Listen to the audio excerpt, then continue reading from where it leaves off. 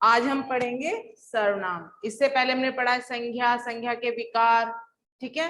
तो सर्वनाम क्या होते हैं?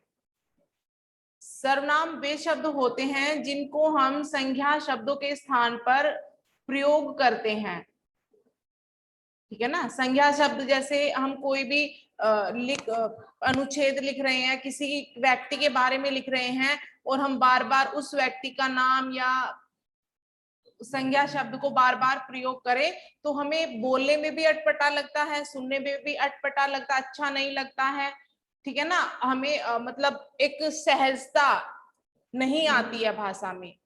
और सर्वनाम शब्द ऐसे शब्द होते हैं जो संज्ञा शब्दों के स्थान पर आकर भाषा को सहज बना देते हैं, ठीक है ना। और हमें बोलने में भी अटपटा नहीं लगता है, अच्छा लगता है हमें बोलने में भी।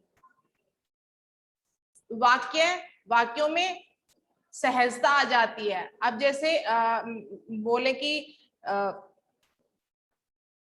पुलिस वाला प्रतिदिन सुबह अपने काम पर जाता है। पुलिस वाला सबको नियमों का पालन करवाता है। इस तरह हम बार बार पुलिस वाला अगर हम हर वाक्य में लिखेंगे तो क्या हमें अच्छा लग रहा है? ऐसा बोलने में अटपटा नहीं लग रहा है। हम उनके स्थान पर फिर हम क्या प्रयोग करते हैं? सर्वनाम शब्दों का प्रयोग करते हैं। वह, यह, मैं, तुम, आप, है ना। किसको, क्या, कैसे, कुछ, कोई, कौन, ये सब क्या है? सर्वनाम शब्द। तो भाषा में सहजता लाने के लिए हम किन शब्दों का प्रयोग करते हैं? सर्वनाम शब्दों का। और ये किसके स्थान पर आते हैं?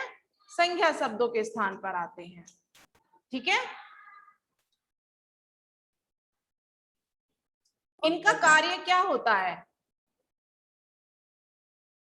इनका कार्य क्या होता है? ये किसके संज्ञा के प्रतिनिधित्व करते हैं। ये संज्ञा के स्थान पर आकर क्या करते हैं? उनका यानी उनका काम ये पूरा करते हैं। जो संज्ञा शब्दों का काम होता है ये उनके स्थान पर आकर उनका काम पूरा करते हैं। यहाँ पर दिया भी है सर्वनाम शब्द का अर्थ होता है सर्वनाम। सर्व मीन्स सबका, नाम मीन्स नाम। सर्वनाम यानी सबका नाम, ठीक है। ये शब्द नाम यानी संज्ञा की जगह शब्दों से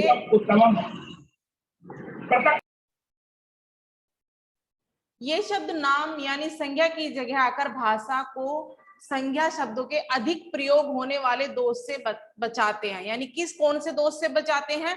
जो संज्ञा शब्द होते हैं उनको हम बार बार प्रयोग करते हैं तो ये क्या करते हैं? उन संज्ञा शब्दों से वाक्यों को बचाते हैं, ठीक है। अब आता है सर्वनाम के भेद। सर्वनाम के कितने भेद होते हैं? हम मतलब पिछली कक्षाओं में भी हमने पढ़ा है। सर्वनाम, संज्ञा, विशेषण, क्रिया, है ना। तो इसके भेद भी हमने पिछली कक्षा में पढ़े थे। सर्वनाम क्या होते हैं, इसके कितने भेद होते हैं? तो सर्वनाम के कितने भेद होते हैं? 6 भेद होते हैं। पुरुषवाचक सर्वनाम, निश्चयवाचक सर्वनाम, अनिश्चयवाचक सर्वनाम, प्रश्नवाचक सर्वनाम, निजवाचक सर्वनाम और संबंधवाचक सर्वनाम, ठीक है। अब सबसे पहले पढ़ेंगे हम पुरुषवाचक सर्वनाम क्या होते हैं। पुरुषवाचक सर्वनाम मैंने आपको पहले भी बताया था कि वे बहुत शरारती बच्चे हैं, उन्होंने ही यह गमला तोड़ा होगा। यहाँ पर देखना अब क्या इसमें प्रयोग किया गया है।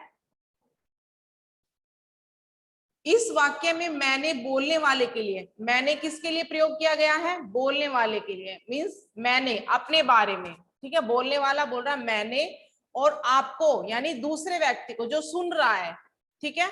और उन्होंने यानी किसी तीसरे व्यक्ति के लिए, ठीक है। तो पुरुषवाचक सर्वनाम क्या हो गए हैं? बोलने वाला, सुनने वाला और तीसरा व्यक्ति कौन? जिसके बारे में हमने बात कही है, ठीक है।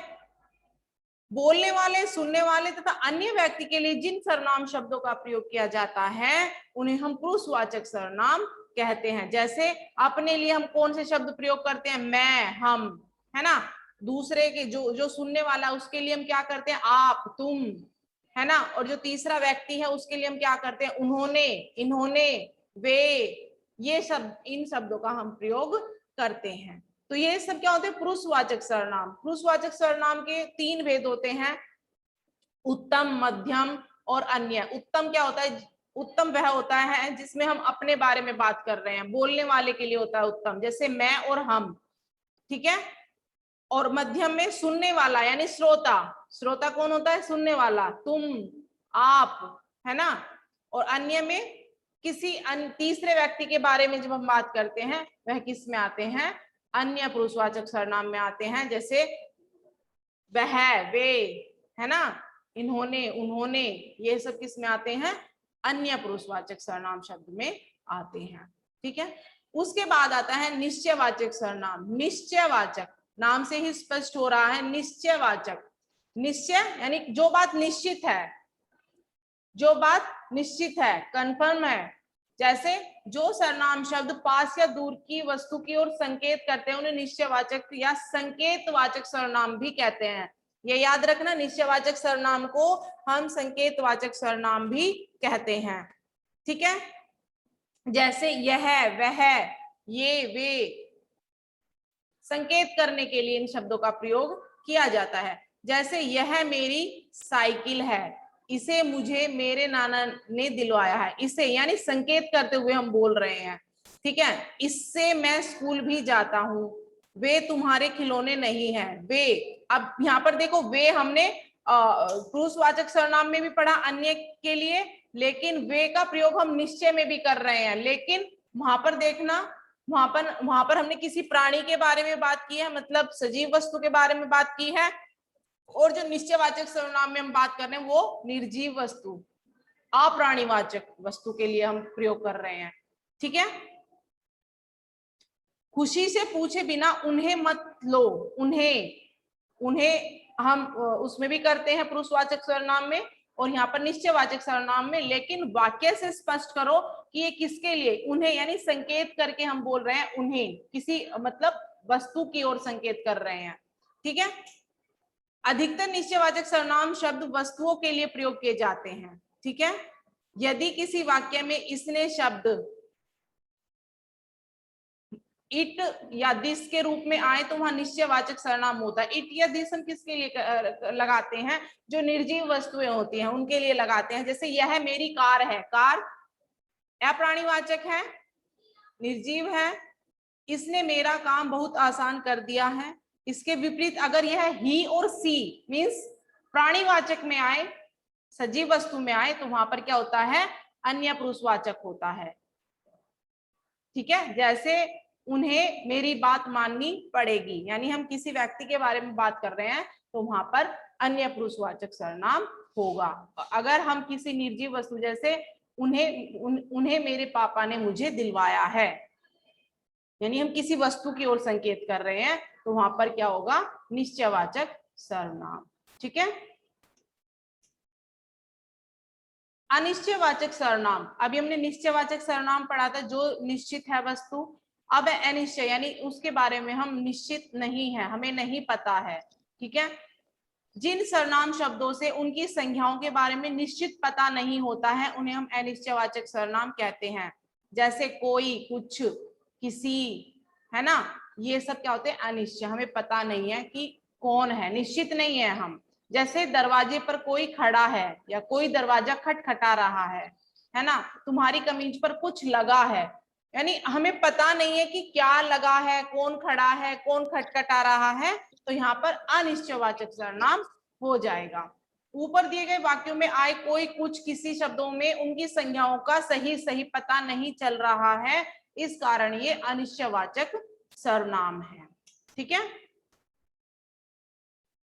Yes, इसमें कुछ शब्द अप्राणीवाचक है और कोई, किसी शब्द प्राणीवाचक है। अनिश्चय में क्या होता है? कुछ शब्द जो आता है वो अप्राणीवाचक मीन्स निर्जीव के लिए आता है, और जो कोई और किसी आता है वो प्राणीवाचक के लिए आता है, ठीक है। उसके बाद प्रश्नवाचक सर्वनाम, प्रश्नवाचक नाम से ही पता चल रहा है, जहां पर कोई प्रश्न किया जा रहा हो वहां पर प्रश्नवाचक सर्वनाम होता है ना। जैसे आपका क्या नाम है, आप कहाँ जा रहे हो, आप कहाँ रहते हो, आपके साथ में कौन है ना, ये सब क्या है? कौन, क्या, कैसे, ये सब क्या है? प्रश्नवाचक सर्वनाम है, ठीक है। उसके बाद संबंधवाचक सर्वनाम होता है, जो सर्वनाम शब्द आपस में संबंध बताने का कार्य करते हैं उन्हें हम संबंधवाचक सर्वनाम कहते हैं। जैसे संबंध कैसे बताते हैं, ये शब्द क्या होते हैं, जोड़ों में होते हैं, जैसे जो, सो, जिसकी, उसकी, जिन, उन, उन्हें, है ना, इस तरह से वह, वे, ये जोड़ों में आते हैं। संबंधवाचक जो सर्वनाम शब्द होते हैं ये कैसे आते हैं, पेयर में आते हैं, जोड़े में आते हैं। ठीक है, संबंधवाचक सर्वनाम सदा जोड़ों में ही होते हैं, वे अकेले नहीं होते हैं। जैसे उदाहरण के लिए, जिसकी लाठी उसकी भैंस, जो जैसा करेगा वैसा भरेगा, जो सोता है सो खोता है, जो जीतेगा वही सिकंदर, जो बच्चे घंटों तक टीवी के आगे बैठे रहते हैं वे आलसी तथा मोटे हो जाते हैं। ठीक है, जैसे जो, वे, जो, सो, जो, वह, इस तरह जोड़ों में आते हैं संबंधवाचक सर्वनाम शब्द। ठीक है, उसके बाद निजवाचक सर्वनाम शब्द, जिन सर्वनाम शब्दों से कहाँ के कर्ता के साथ उसके निजता यानी अपनेपन का बोध होता है, यानी वो अपने पे जोर देता है, वहां पर निजवाचक सर्वनाम होता है। जैसे स्वम, खुद, अपने आप आदि। जैसे यह काम मैं स्वयं कर लूंगा, मैं अपने आप चला जाऊंगा, मैं अपना सामान खुद उठा लूंगा। इस तरह से जब काम करने के लिए स्वयं पर जोर दिया जाता है वहां पर निजवाचक सर्वनाम शब्द होता है। ठीक है, अब क्या होता है, सर्वनाम शब्दों के प्रयोग में निम्नलिखित सावधानियां बरतनी चाहिए। जैसे हम कुछ शब्दों को बहुत ही गलत तरीके से बोलते हैं, जैसे वह के लिए हम वो का प्रयोग करते हैं, है ना। जैसे यहाँ पर दिया भी है उदाहरण में, वो का प्रयोग लिखित रूप से मान्य नहीं है, वो कोई शब्द नहीं है, वो कोई शब्द नहीं है। जैसे वो क्या कर रहा है, बिल्कुल गलत हो जाएगा वाक्य आपका। वो के स्थान पर हम क्या लेंगे, वह क्या कर रहा है। वो कोई शब्द नहीं है, व्याकरण में कोई सर्वनाम शब्द नहीं है, तो यह बिल्कुल ही गलत हो जाएगा। वो कितने बजे तक आएंगे, वो जो शब्द हमने लिखा है बिल्कुल गलत है, वे कितने बजे तक आएंगे, यही सही वाक्य है। ठीक है, वह और वे ऐसे शब्द हैं जिनका प्रयोग पुरुषवाचक सर्वनाम तथा निश्चयवाचक सर्वनाम दोनों में होता है।